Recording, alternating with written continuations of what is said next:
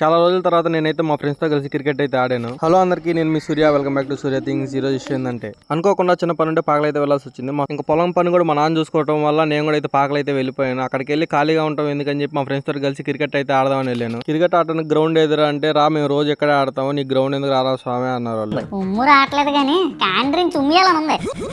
ఎక్కడ ఆడేదంటే ముళ్ళ చెట్టులోకి తీసుకొని పోతున్నారు. అక్కడే మేము డైలీ ఆడేది. మేము ఉందో 8 మందో 10 మందో, వాళ్ళనే ఇల్లు టీములు కోరుకుందామని అడుగుతున్నారు.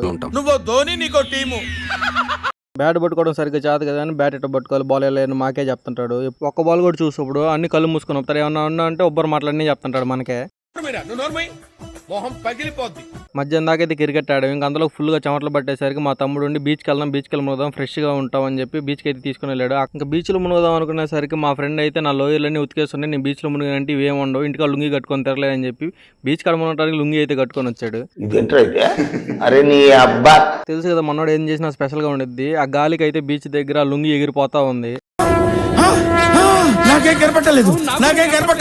ఇంక ఫుల్ గా మునిగేసి ఏమన్నా తిందామని చెప్పి చికెన్ పకోడా అయితే తిని మళ్ళీ అయితే రిటర్న్ ఇంటికి వచ్చేసాము. వచ్చి ఫ్రెష్ అయితే తిని మళ్ళీ అయితే క్రికెట్ స్టార్ట్ చేసాము. డైలీ పొలంలో ఎంత పని చేస్తున్నా అబ్బా ఈ ఎండకు చేయలేమేమో అనిపిస్తుంది. ఫ్రెండ్స్ తో ఆడుకుంటే మాత్రం ఎండ ఏమి తెలియట్లేదు. ఇంకా అలా ఫుల్ గా ఎంజాయ్ చేసి అయితే సాయంత్రం ఇంటికి అయితే తిరిగి వచ్చేసాను. ఇలాంటి మరిన్ని వీడియోస్ కోసం please do like, share and subscribe.